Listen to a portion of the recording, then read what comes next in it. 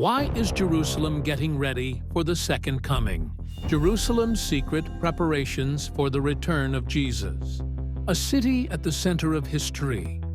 A place where prophecy has unfolded for thousands of years. And now, something strange is happening in Jerusalem. A shift that is impossible to ignore. Preparations are underway. But for what? The answer to this question is more shocking than anyone could have predicted. Why is Jerusalem suddenly getting ready for the second coming? Why now? What do they know that the rest of the world doesn't? What cryptic message did the Bible reveal that's driving Jerusalem's urgency? And most importantly, could this mean Jesus is returning soon? What chilling signal did Jerusalem's priests just uncover that points to Jesus' return happening within our lifetime? What eerie seismic activity under the Mount of Olives is terrifying geologists right now? On that day, his feet will stand on the Mount of Olives, east of Jerusalem, and the Mount of Olives will be split in two. The prophecy is clear.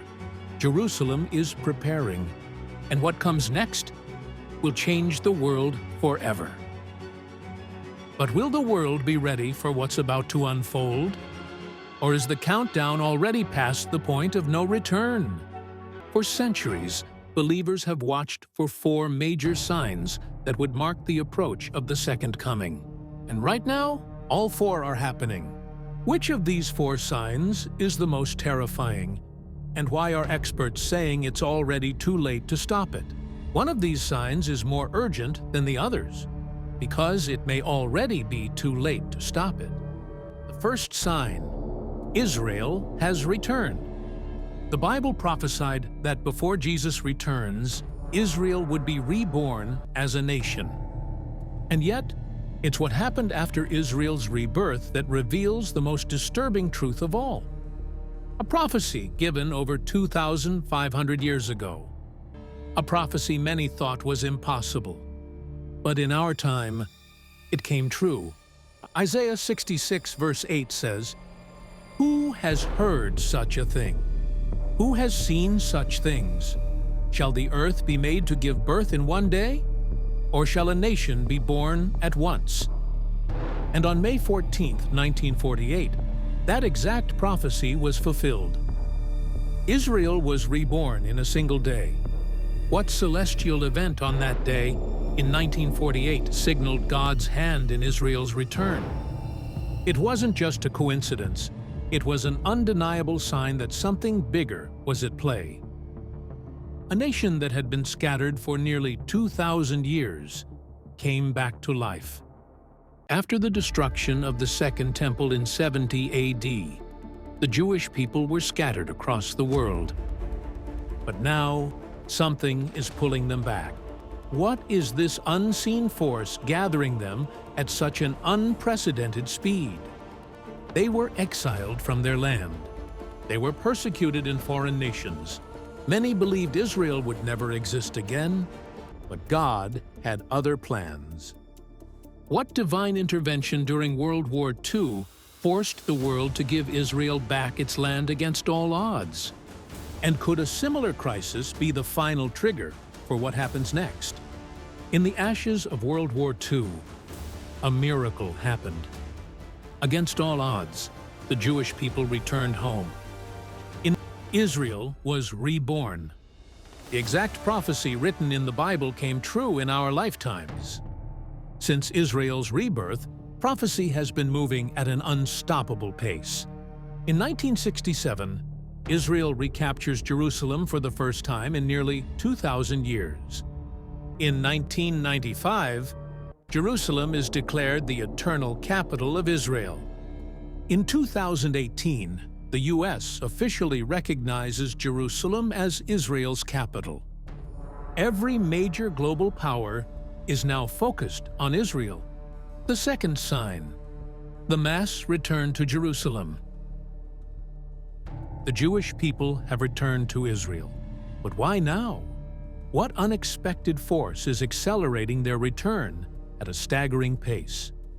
Deuteronomy 30 verse 3 says, "Then the Lord your God will restore your fortunes and have compassion on you, and gather you again from all the nations where he scattered you." What mysterious force is pulling the people of Israel back to Israel right now that defies all human explanation? Ezekiel 37 verse 1 to 14 says, "Then he said to me, Son of man, these bones are the people of Israel. They say, Our bones are dried up, and our hope is gone, we are cut off. But this is what the sovereign Lord says, My people, I am going to open your graves and bring you up from them. I will bring you back to the land of Israel." What ghostly whisper from the graves is urging Israel's return?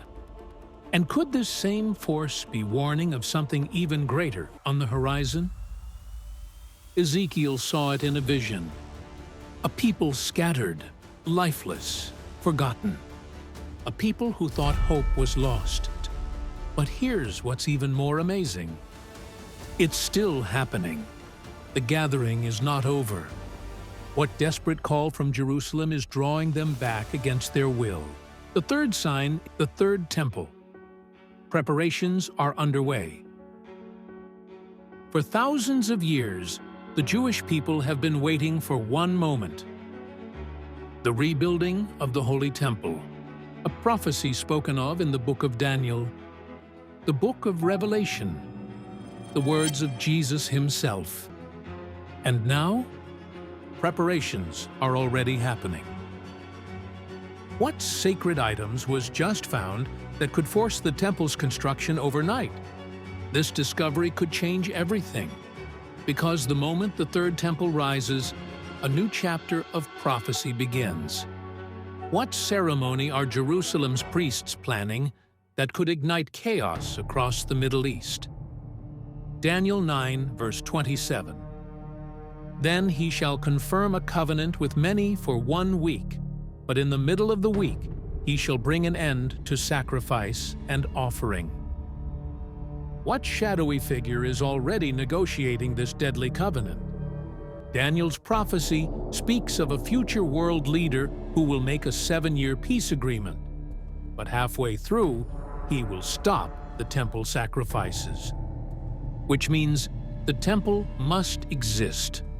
What secret deal has already been struck to rebuild the third temple, and who's betraying who to make it happen? Key pieces are already in place. One decision could change everything overnight. 2 Thessalonians 2, verse 4. "He will oppose and will exalt himself over everything that is called God or is worshipped, so that he sets himself up in God's temple, proclaiming himself to be God." What unholy alliance is forming to crown this false god? A partnership so unlikely, yet so inevitable, that it may be the final sign we've been waiting for. This passage describes a future event where the Antichrist will stand in the temple and declare himself as God. But how can this happen if there is no temple? The third temple must be built. But will its construction spark the ultimate showdown between nations? And right now, plans for that temple are already underway. The Temple Institute, an organization in Jerusalem, has one goal: to rebuild the Holy Temple. They have already created the sacred golden menorah, reconstructed the high priest's garments, forged the silver trumpets and temple vessels.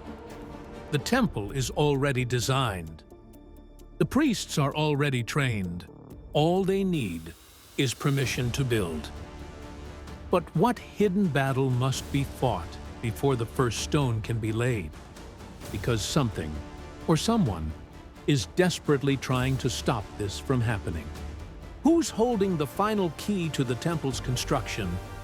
And what are they waiting for to unleash it? But before the temple can be built, it must first be purified. And according to Numbers 19, purification requires one thing: the ashes of a perfect red heifer. Numbers 19, verse 2. This is the ordinance of the law which the Lord has commanded, saying, "Speak to the children of Israel, that they bring you a red heifer without blemish, in which there is no defect, and on which a yoke has never come." For over 2,000 years, the Jewish people have searched for a red heifer that meets these requirements. And in 2022, something incredible happened. 5 pure red heifers arrived in Israel from the United States. What dark omen appeared the day those red heifers landed that's left priests trembling in fear? These heifers are being carefully watched by the priests. If even one remains pure until it reaches the right age, it could be sacrificed to purify the site for the third temple. The final piece of the prophecy is falling into place. But what if the last piece is something no one expects? The biggest question is, where will the third temple be built? What explosive evidence just surfaced that could rewrite everything we know about the Temple Mount's true location? Some believe it will be built right next to the Dome of the Rock. What hidden document could hold the key to revealing the temple's true location? Others believe the entire Temple Mount must be cleared first. And some even suggest the true location of the Holy of Holies is elsewhere.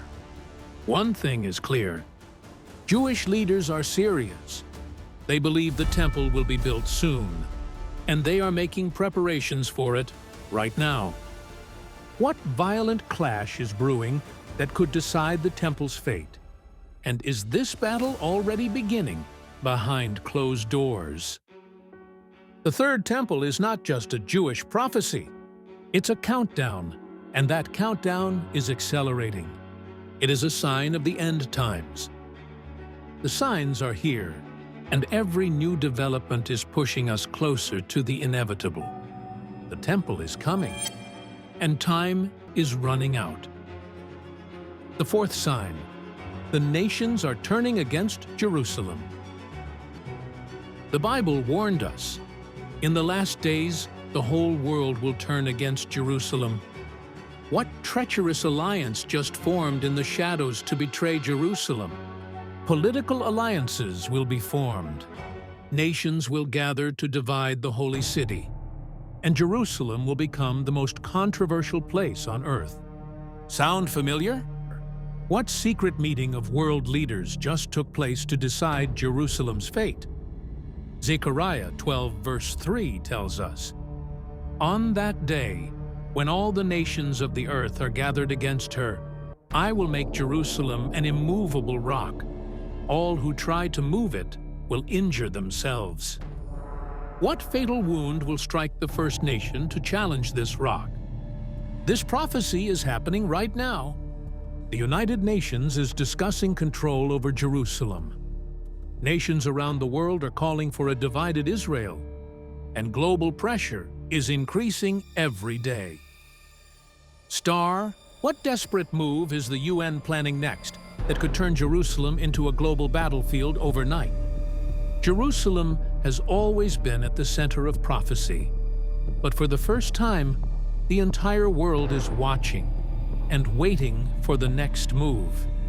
Right now, world leaders are pushing for what they call the two-state solution, a plan that would divide Jerusalem, giving part of it to another nation, a plan that would take the holiest city in the world and place it under international control.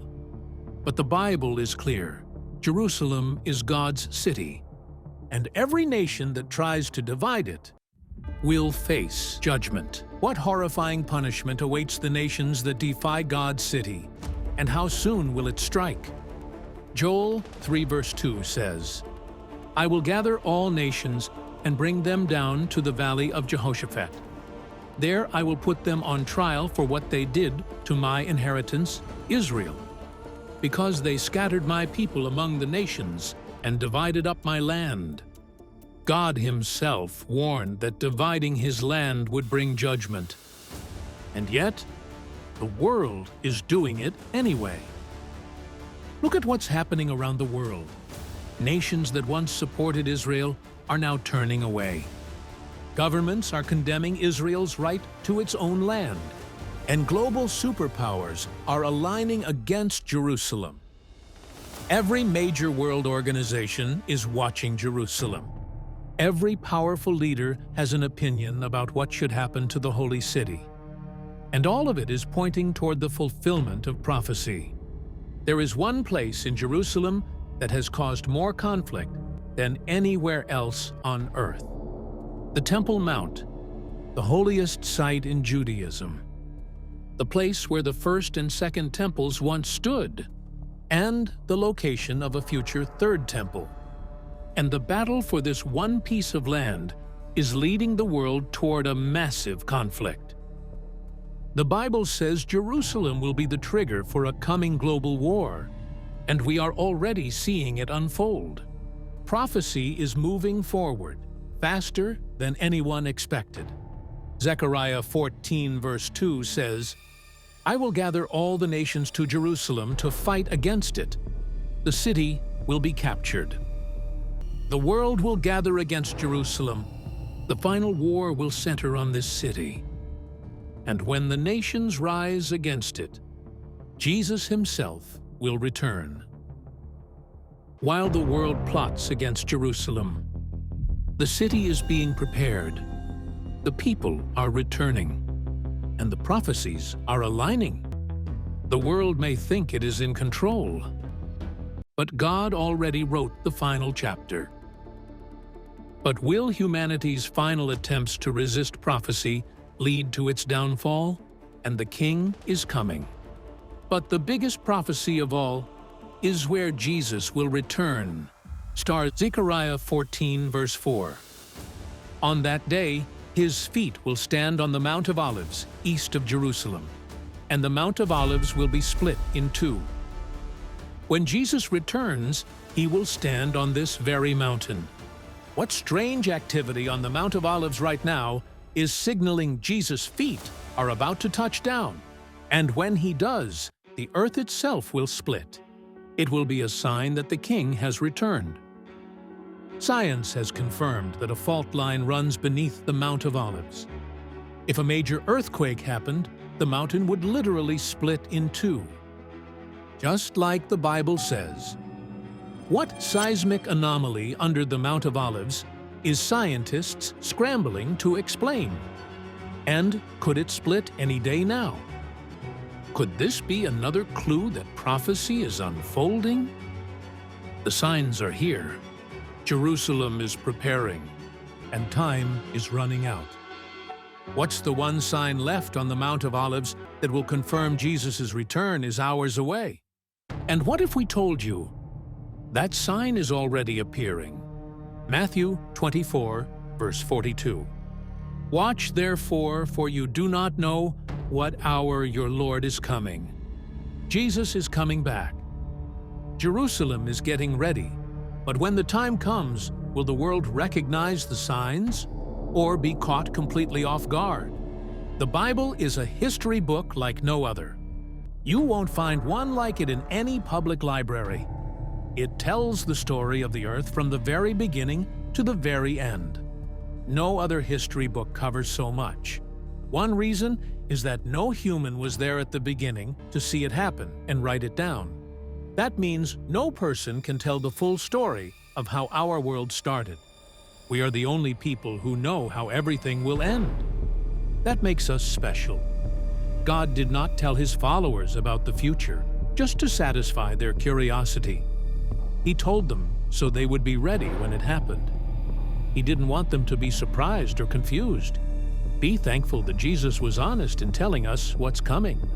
People ask, are we in the end times? But the Bible talks about the last days, and those last days started a long time ago, 2,000 years ago, in fact. The last days began at Pentecost. That's when the first prophecy about the last days came true. Every Christian generation should live in a way that is ready for the Lord's return. The Bible is full of prophecies, predictions about the future. There are 735 prophecies in the Bible. In fact, 1 out of every 4 chapters contains a prophecy. From start to finish, the Bible is a book of prophecy. though some books focus on it more than others. Out of those 735 prophecies, 596 have already come true, exactly as the Bible said they would. That means 81% of all Bible prophecies have already happened.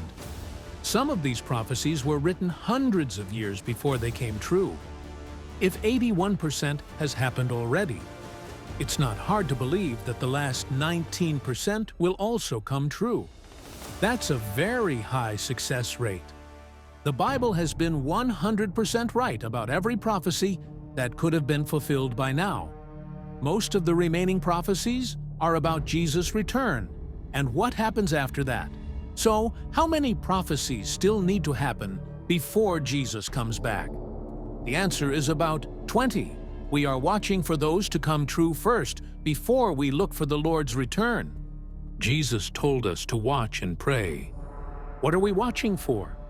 We can't just stand still and stare at the sky, waiting for Him to show up.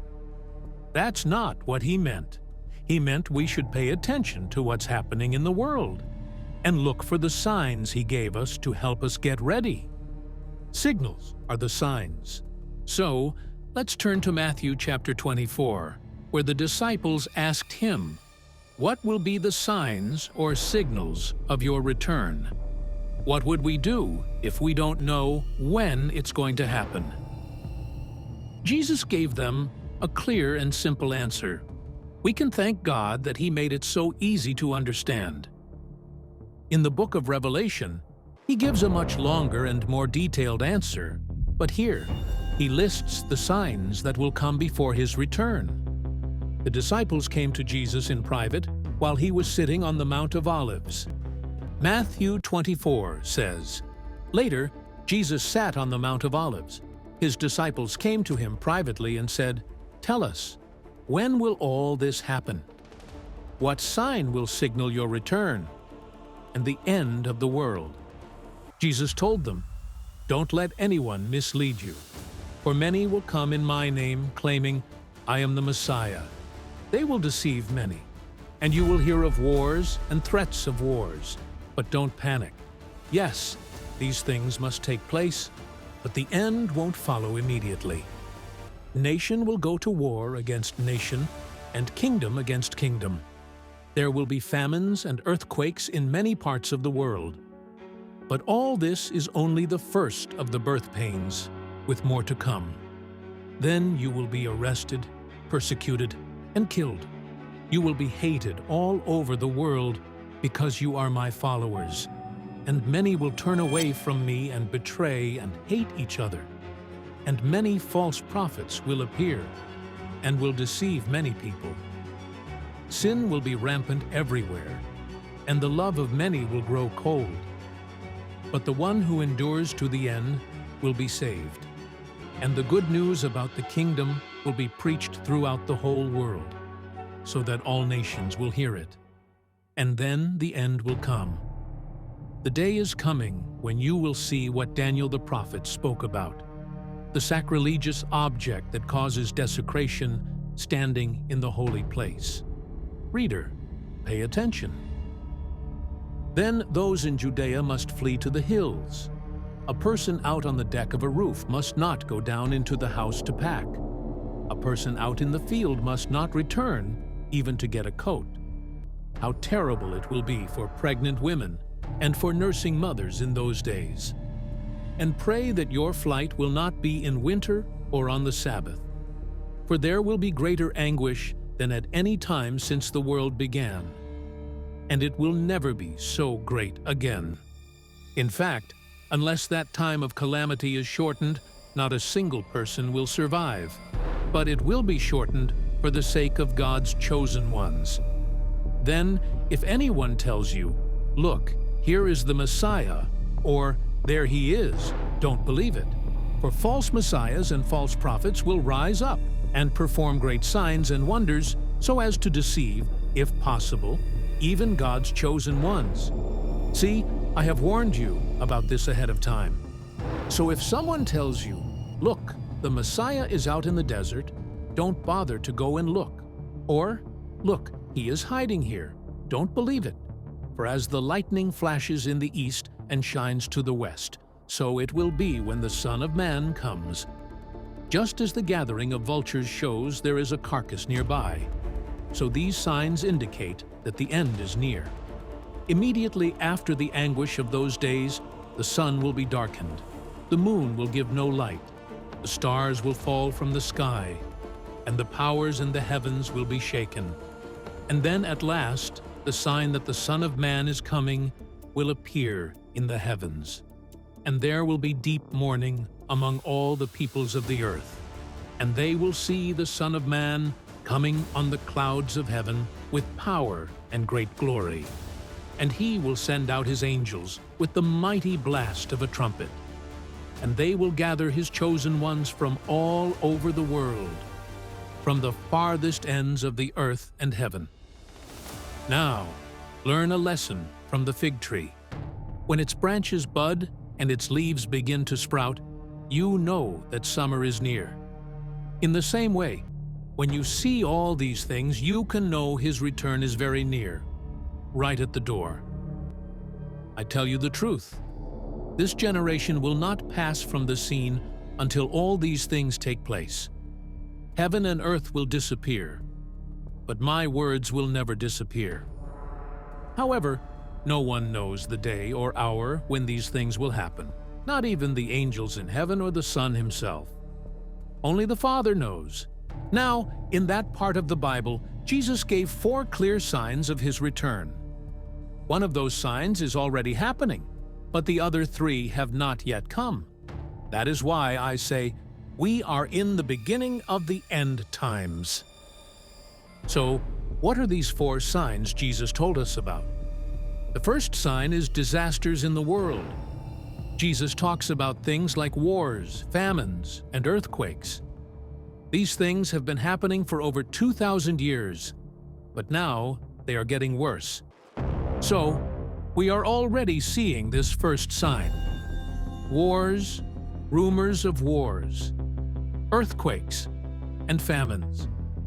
Jesus warns us, don't be deceived. He says this over and over again. As the end gets closer, people will try to trick us, both inside and outside the church. One of the biggest dangers comes from false Christs, false messiahs. These are people who pretend to be the Savior and use the chaos of natural disasters to fool others. Some well-known examples are people who tricked others into following them to the desert, only for things to end in disaster. There are many false Christs and false saviors who claim they can save us from all our troubles. The worse things get, the more false saviors will appear. But Jesus tells us not to panic. Don't be afraid when you hear about another war, another disaster, or another famine. He said something amazing. These are painful things happening, but they are not the pains of death. They are birth pains. So when you hear about disasters in the news, remember that these pains mean something new is about to be born. This should change how we think. We know where the world is heading. We should not be scared or upset, not as worried as the rest of the world. The disasters we see are like the pain a mother feels before she gives birth. A new world is coming. Because of this, we are different. We care about those who suffer, and we should help them. But in our hearts, we do not fear. Instead, we have hope. We are waiting for the birth of something new. That is why we are not filled with sadness when we see problems in the world. In simple words, Jesus would tell us, do not panic. Do not be afraid. Instead, be glad and say, these are signs that something new is coming. The second sign. The second sign of his coming is not in the world. It is in the church. Disasters in the world are the first sign. The church, not the world, is the second sign of his coming. The first warning is the troubles happening across the world. The second sign is changes in the church.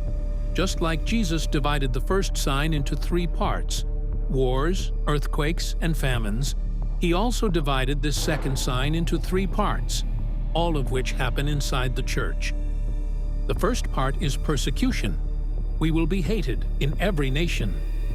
The second part of this sign is that the church will become much smaller. Most people's love for God will grow cold. When the church faces hard times, many people who only say they are Christians, but do not truly believe, will leave. Because of worldwide persecution, their love will grow cold. That is a sad sign, but the surprise in the third part of this sign is that the gospel will be preached to every race and group of people. The third part of this sign is that the gospel will be shared everywhere. A smaller, stronger church will have a bigger impact on the world. This is exactly what Jesus meant. False prophets will try to trick people during this time. We know how false prophets teach. When there is no peace, they say, everything is fine. Instead of warning people, they try to comfort them. They will say, don't worry, nothing bad will happen, the church is doing great. But that is not true. These false prophets might be part of the reason so many people leave the church.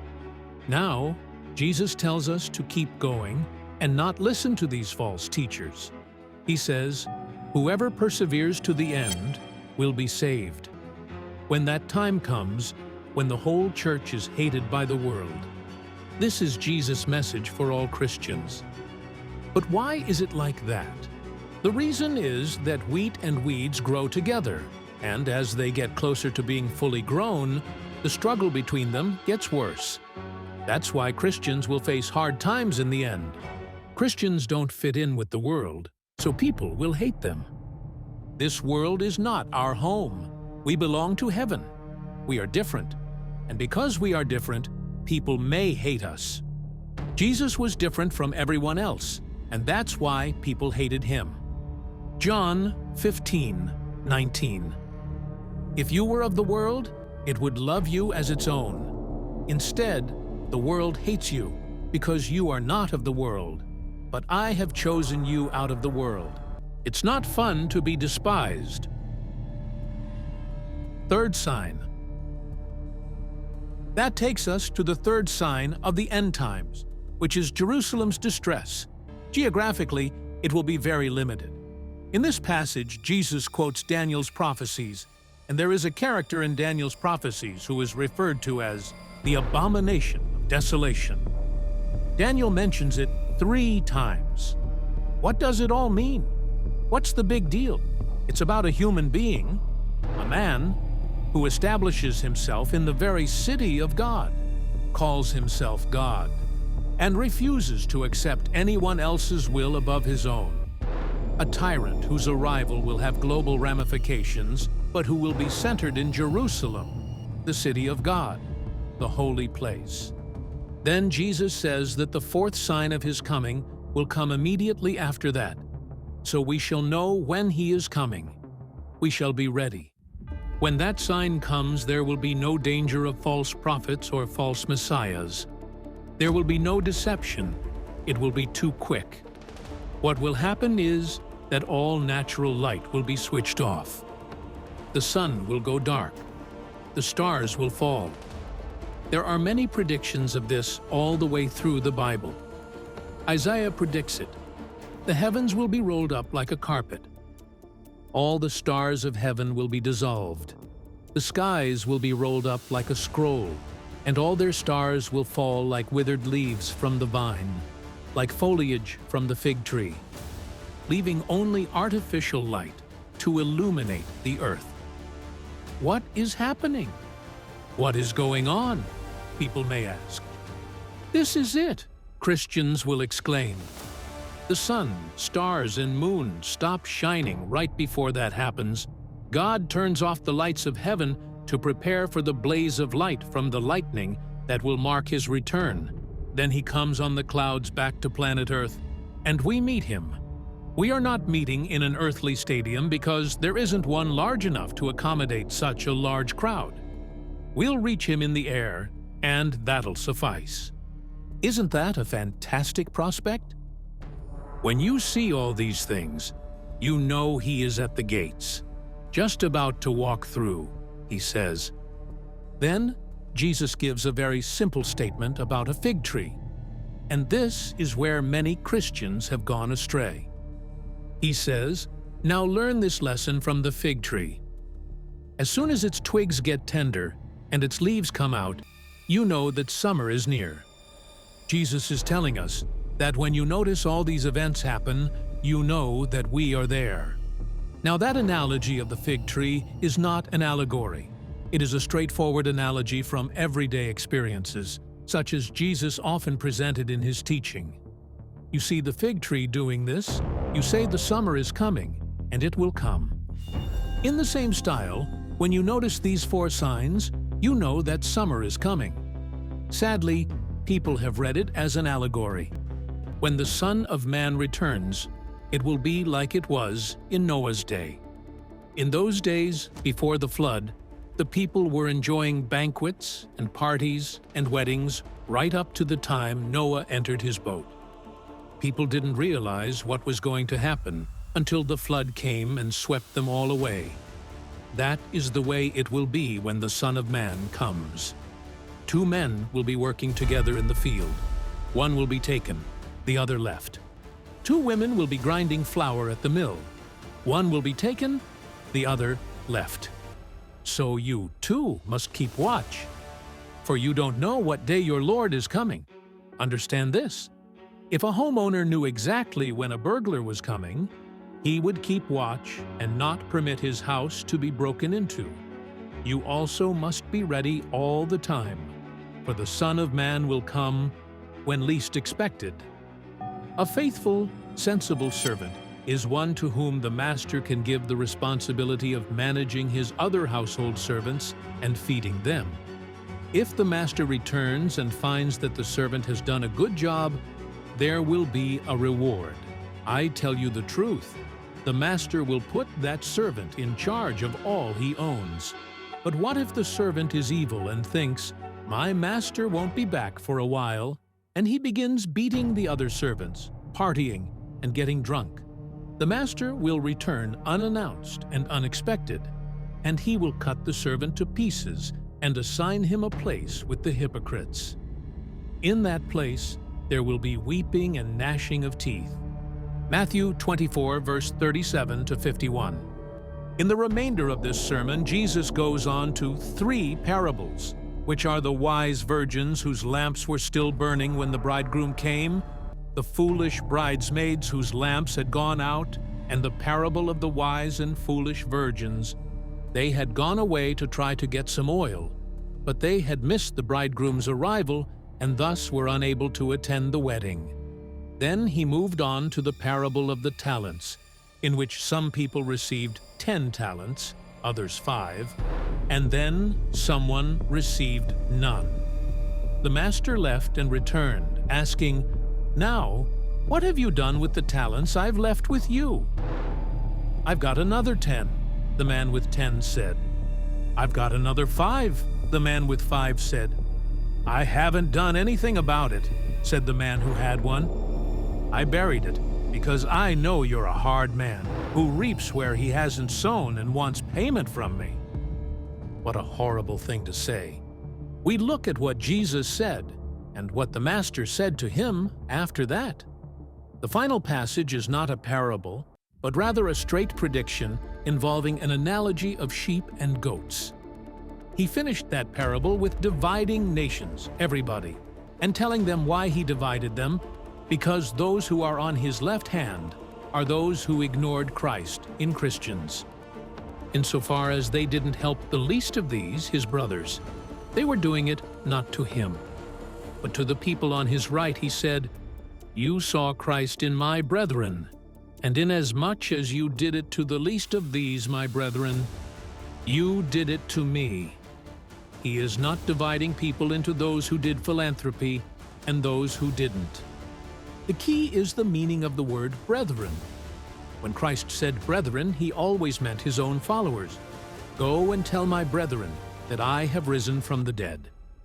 In the teaching of Jesus, brethren is a key word. It means those who follow me. He is simply saying, whatever you have done to Christians, or not done for them was done to me or for me or not for me. Their attitude toward Christ is revealed by their attitude to Christians, and that is the principle on which they are divided. Now let us consider all that we have seen in the passage. First, there is a warning that nobody has God's diary, that not even Jesus knew the date of his return.